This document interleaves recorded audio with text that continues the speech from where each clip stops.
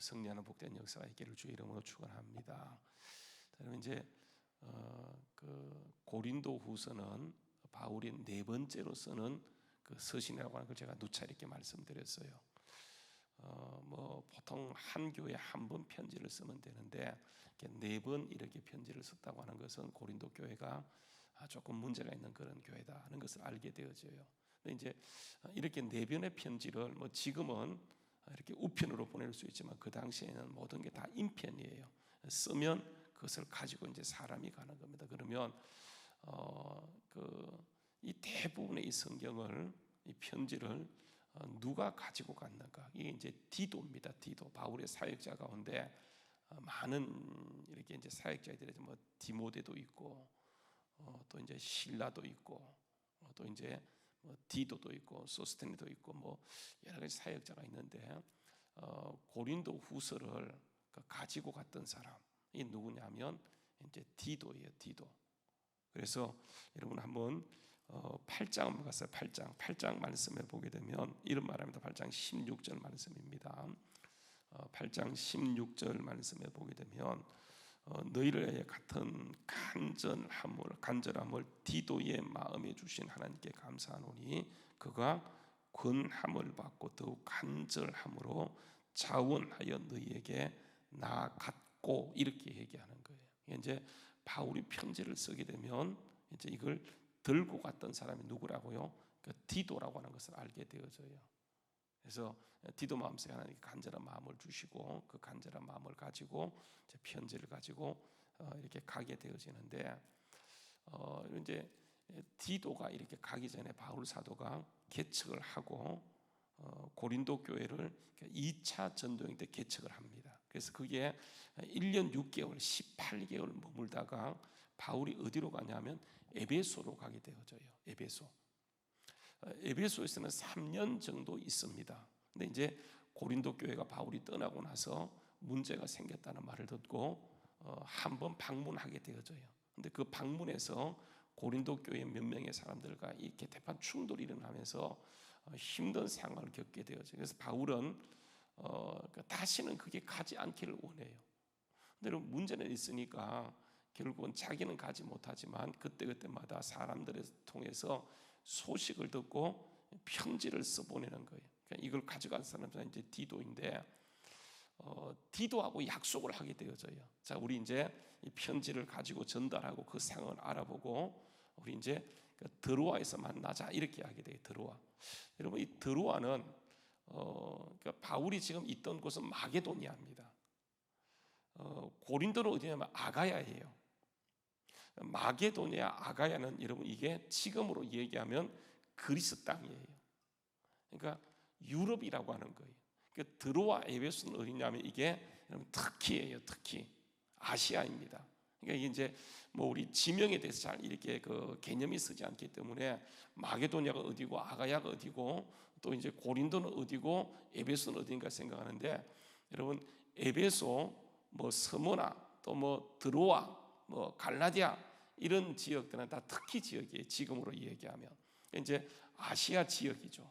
근데 바울은 이제 그 에베소 아시아에 있다가, 그러니까 지금은 아시아 그러면 대륙이지만 그 당시에 바울 당시에 아시아는 어디냐면 터키의 동쪽을 아시아라고 얘기했어요. 거기를 그 아시아의 수도가 어디냐면 에베소예요. 그래서 바울은 거기에서 3년 동안 이렇게 이제 사역을 하다가 고린도 교회가 문제가 생겼다고 해서 마게도니아를 거쳐 아가야 고린도에 가게 되어지는데, 거기 갔다가 문제가 일으키니까 지금 바울은 어디 있냐면 마게도니아 지역에 있는 거예요. 그래서 이제 이걸 편지를 써보내면서 우리 어디서 만나자고 얘기하냐면 그 아시아로 가서 드로아에서 만나자라고 얘기하게 되어져요. 그래서 여러분 보게 되면 본문에 한번 가서 보시게 되면 2장 12절에 그렇게 얘기합니다. 한번 보세요. 2장 12절 말씀, 내가 그리스도의 복음을 위하여 드로아에 갔습니다. 드로아 이름에 주 안에서 복음을 전할 문이 이게 뭐 하는 거예요? 활짝 열렸습니다.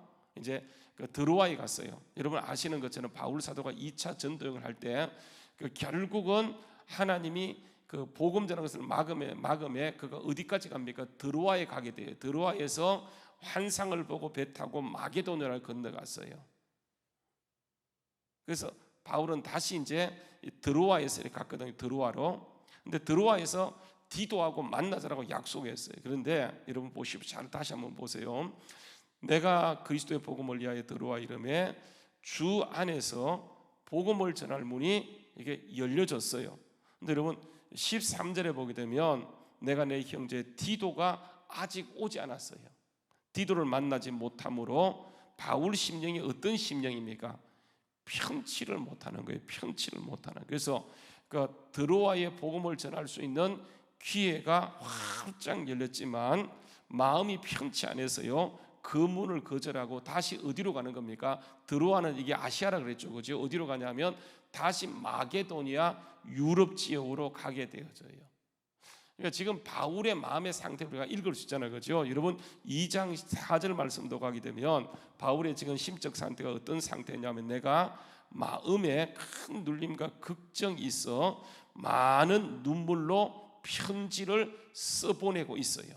지금 이제 바울 사도가 이렇게 큰 근심과 큰 마음의 눌림이 있는 것은 무슨 교회 때문입니까? 이게 고린도 교회 때문이에요. 그래서 그 고린도에 충실한 사역자 바울과 함께 한 팀이 이루어서 이렇게 함께 사역을 감당했던 디모데를 보내서 그 몇 월 며칠 몇 시에 우리가 그 드로아에서 만나자라고 얘기했는데 바울이 막상 거기 가서 보니까 이 디도가 안 온 거예요. 그러니까 바울 마음이요 굉장히 불편한 거예요. 그래서 바울이 다시 어디로 가냐면 마게도냐로 갔다 이렇게 얘기하는 거예요. 그러니까 여러분 이게 사람이요 영혼육이 있는데 이게 마음이 굉장히 중요하다는 것을 느끼게 되어져요. 옛날에 바울 같으면 드로아에 작정하고 갔기 때문에 거기에서 복음의 문이 열렸으면 거기서 열심히 복음을 전할 거예요. 그런데 바울은 지금 일련의 사태들로 인해서 편지를 써보낼 때도 마음이 편치 아니했고 가서 아직도 고린도가 그 상태에 있는 것을 알고 너무너무 힘든 상태에서 아예 그냥 이 꼴 저 꼴 보기 싫다고 생각하고 그냥 다시 그냥 마게도냐로 가버리는 것이 이게 이제 바울의 심적인 상태예요. 근데 여러분 이게 보세요. 근데 이렇게 지금 바울은 불편함에 불구하고 4절 말씀, 14절 말씀에 보게 되면 갑자기요 분위기가 바뀌어요. 12절, 13절에서는 마음이 편치 아니했다. 2장 4절에서는 지금 큰 근심과 눌림이 있는데 갑자기 14절에 보게 되면 항상 우리를 그리스도 안에서 이기게 하시고 우리로 말미암아 각자 예수 그리스도를 냄새를 나타내시는 하나님께 뭐 한다고요? 감사하다. 조금 전에는 큰 근심이 있다고 얘기해놓고 바로 어떻게 바뀌냐 하면 이렇게 이제 감사한다 이렇게 얘기하고 있어요. 여러분 이제 많은 신학자가 얘기합니다. 그 13절과 14절은 이게 조금 갭이 있다. 그래서 이게 문제가 해결되어졌다는 소식을 듣게 되어져요. 그러니까 12절과 13절을 쓸 때는 바울 사도가 굉장히 마음이 편치 않아서 이렇게 옮겨왔지만은 그러니까 디도를 통해서 들은 소식이 뭐냐면 그 문제가 해결되었다는 소식을 듣고 바울 사도가 이렇게 갑자기 이렇게 감사한다는 것을 얘기하게 되죠. 이렇게 보는 사람도 있어요. 근데 또 다르게 보는 사람은요. 여러분 3장 5절 말씀에 보게 되면 이렇게 얘기합니다. 3장 5절 말씀에 보세요. 이런 얘기를 합니다. 우리가 무슨 일인지 우리에게서 난 것 같이 스스로 만족할 것이 아니니 자 같이 읽습니다. 시작. 우리의 만족은 오직 누구로부터 오는 거예요? 하나님께로부터 온다. 그러니까 바울도 보세요. 사람이기 때문에 어떻습니까? 이게 이제 되어지는 환경에서 우리가 만족을 얻게 되었죠. 여러분 사람이요 감사한다라고 하는 것은 언제 감사합니까? 일이 잘 되면 감사해요.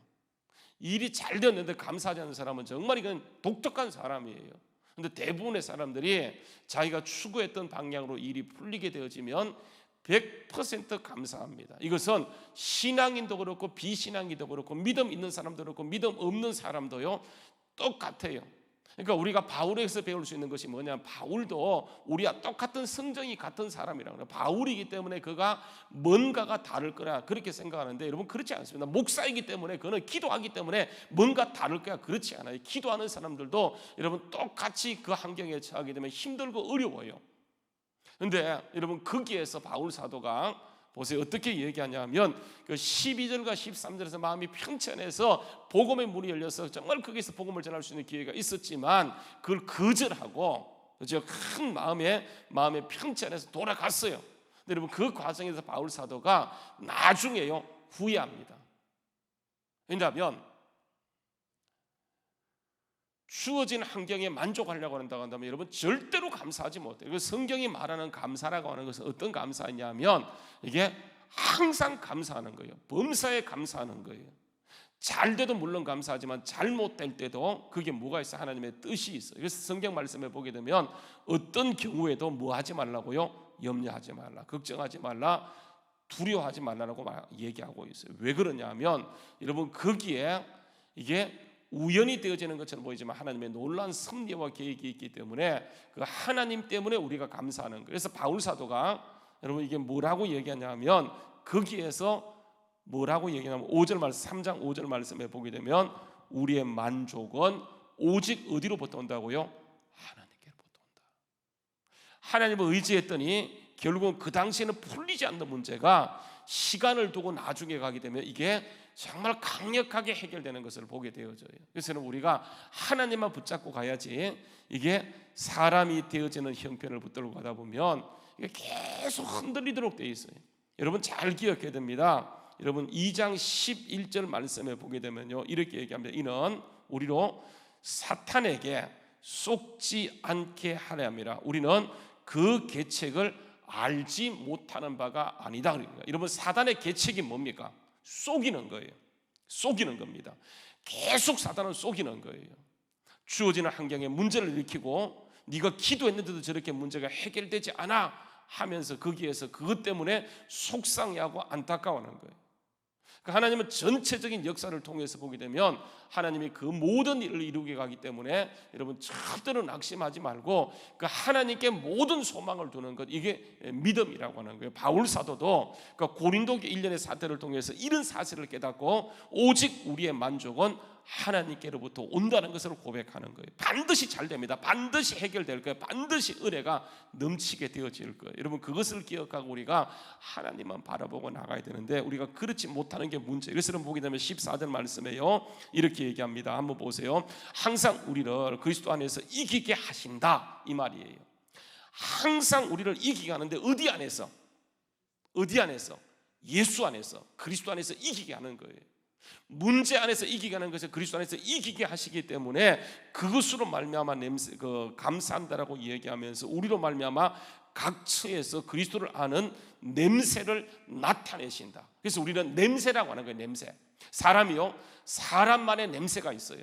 그렇죠? 그 냄새가 있는데 우리는 우리가 나타낼 냄새가 있어요. 그게 뭡니까? 이게 그리스도의 냄새라고 하는 거예요. 그래서 그리스도를 아는 냄새를 나타내지 않는 게 감사라고 얘기하면서 15절 말씀에서는 그리스도의 향기라고 그리스도의 향기라고 얘기합니다. 우리는 구원받은 자들에게나 망하는 자들에게나 하나님 앞에서 뭐라고요?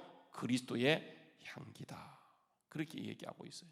그러니까 우리는 예수를 드러내는, 예수를 나타내는 예수님의 냄새, 즉 예수 그리스도의 향기라고 얘기하는 거예요. 여러분 우리가 보세요. 복음을 전할 때 똑같은 예수를 믿지만요 그 사람이 그것을 받아들이는가 안 받아들이는 것은 이건 내 문제예요. 여러분 네 가지 밭에 대한 비유를 알죠, 그죠? 똑같은 씨가 똑같은 사람에게 떨어졌지만은 그 밭이 어떻게 그 말씀에 대해서 반응하는가에 따라서 이거는 결과가 판이하게 달랐다는 사실을 알게 되어져요. 여러분 이게 보세요. 모든 것을 하나님이 하시지만은 여러분 이게 거기에 대해서 우리가 어떻게 반응하는가가 굉장히 중요해요. 믿음은 결국은 반응이에요. 말씀에 대한 반응이에요. 우리가 그 말씀에 대해서 이게 감사로 반응할 수 있어요. 이루어졌기 때문에 감사로 반응하는 것이 아니고 이루어지지 않았지만은 그러니까 우리를 그리스도 안에서 이기게 하실 것이고 이기게 하셨고 이기게 하실 것이라는 것을 믿고 그 사실 앞에 감사로 받으면서 믿음으로 받으면서 감사할 수도 있고요. 아직도 이루어지지 않은 것을 받으면서 이게 왜 이루어지지 않았어 하면서 불평할 수도 얼마든지 있다라고 하는 거예요. 결국은 믿으면 반응이에요. 그 말씀에 대해서 우리가 어떻게 반응하는가 이게 굉장히 중요해요. 여러분 오늘 반응이 오늘 결과를 이루게 되어져요. 염려로 반응할 수 있어요. 말씀 앞에 감사로 반응할 수 있어요. 근데 여러분 이게 결과는 완전히 달라요. 여러분 그 사실을 뭐라고 얘기하냐면 보세요. 16절 말씀 이 사람에게는 똑같은 예수가 똑같은 그리스도의 향기가, 주님을 아는 냄새가 이 사람 16절 이 사람에게는 무엇으로 반응이 되어져요? 사망으로부터 사망에 이르는 냄새가 되어진다. 예수의 복음을 듣고도 그가 어떻게 반응하에 따라서 그 사람에게는 사망으로 나타나게 되어져요. 근데 또 보세요. 저 사람에게는 생명으로부터 생명에 이르는 냄새란 누가 이 일을 감당하겠는가, 이 말이에요. 그러니까 결국은 반응이에요. 반응. 우리가 어떤 사건에 대해서 어떻게 반응하는가가 그 사람이 완전히 그냥 운명과 모든 결과가 달라지는 것처럼 우리가 말씀에 대해서도 어떻게 반응하는가. 항상 이 사람 문제는 잘 반응해. 근데 말씀에서는 반응하지 않아요. 그러면 그 사람은 문제 중심의 사람이 되어서 항상 불평합니다. 불평하면 그 사람은 사망의 냄새로 나가게 돼요. 그러나 여러분, 지금 우리가 아무것도 이루어지지 않았지만 거기에 말씀의 약속을 믿고 이기게 한다는 사실을 기억하고 거기에 믿음으로 감사로 반응하게 되면 그게 생명으로 생명에 이르게 한다는 것을 얘기하면서 다시 3장 5절 말씀에, 그래서 바울 사도가 이런 얘기를 하는 거예요. 우리가 무슨 일이든지 우리에게서 난 것 같이 스스로 만족할 것이 아니다. 우리의 만족은 오직 어디로부터 온다고요? 하나님께로부터 온다라고 얘기하면서 끝까지요, 그 문제 앞에 하나님을 의지하고 나아가는 것. 한번 따라서, 믿음은 반응이다. 그래요. 결국은 반응이에요. 믿음은 반응이에요. 말씀의 약속에 대해서 어떻게 반응하는가가 아주 중요하게 되어져요. 이게 결국은 사망을 이루기도 하고요, 생명을 이루기도 하는데, 이걸 우리가 어떻게 반응하는가에 따라서 완전히 달라져요. 오늘 어쩌면요, 내가 오늘 이 모습 가운데 있는 것은, 이 자리에 나와 있는 것은 믿음으로 반응했기 때문에 그래요. 여러분, 우리가 오늘 이 시간 믿음으로 반응하잖아요. 그러면 내일이 반드시 달라지게 되어져요.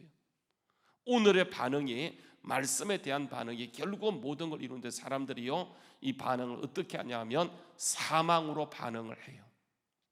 생명으로 반응하면 반드시요, 주님이 이기게 하시고 승리케 하는 것. 왜 그러냐 하면 우리의 만족은 오직 하나님께 있기 때문에. 우리가 믿음으로 오늘 반응해서 하나님이 참 만족으로 이끌어가는, 여러분, 우리는요, 보세요, 이게 그 실질적인 하나님의 나라가, 여러분, 이게 하늘에서 이루어진 것, 우리 땅에서 실질적으로 이루어진다니까요, 이게요. 그래서 여러분, 이게 땅에서 잘 되지 못하면 한번 생각해요. 천국 가서 무조건 잘 돼요. 그거는 100% 잘 돼요. 근데 여러분, 이게 하늘에서 잘 된 것까지 땅에서 잘 되어져야 돼요. 여러분, 이게요, 하나님의 통치. 그래서 여러분, 이게 하늘나라라고 얘기할 때 예수님이 얘기했던 천국이라고 하는 것은 여러분 잘 기억해야 됩니다. 이게 천국에서 잘 되는 것은 100%이고요, 이 땅에서도 잘 되는 것, 여러분, 이게 하나님의 역사. 그래서 여러분, 역사를 보게 되면 복음이 들어간 나라하고 복음이 들어가지 않는 나라는 달라요. 복음이 들어갔다 복음이 나오게 되면 여러분 달라요. 그래서 이 복음이요, 말씀의 능력이 얼마나 강력한지 우리가 다시 한번, 보이는 것은 그림자예요. 실체는 뭐냐면 이게 말씀이에요. 그래서 우리가 그 말씀에 믿음으로 반응하는 것, 이게 참 중요해요. 그래서 보게 되면 17절 말씀 그렇게 얘기합니다. 우리는 수많은 사람들처럼 하나님의 말씀을 혼잡게 하잖아요. 그러니까 자꾸 하나님 말씀을 혼잡게 하는 사람들이 있어요. 근데 그 수많은 사람, 하나님께 혼잡지 않고 곧 순전함으로 하나님께 받은 것 같이 하나님 앞에서와 그리스도 안에서 오직 누구를 말하는 거요? 예수를 말할 때 그것이 예수를 아는 냄새요, 예수 그리스도의 향기로서 생명을 이루기도 하고 사망을 이루게 하는데, 오늘도 우리가 참 만족은 주님께 있는 줄 알고 생명으로 반응해서 생명으로 나가는 승리, 말씀 믿음으로 반응해서 승리로 나가는, 이기게 하시는 그 승리로 나가는 우리 모두 될 수 있기를 주의 이름으로 축원합니다. 기도하겠습니다. 참 좋으신 아버지 하나님, 우리 주님의 귀하신 은혜와 사랑을 참으로 감사함을 드립니다. 오늘도 주님의 사랑과 은혜 가운데 저희를 택하시고 주님의 자녀 삼아주심을 얼마나 감사한지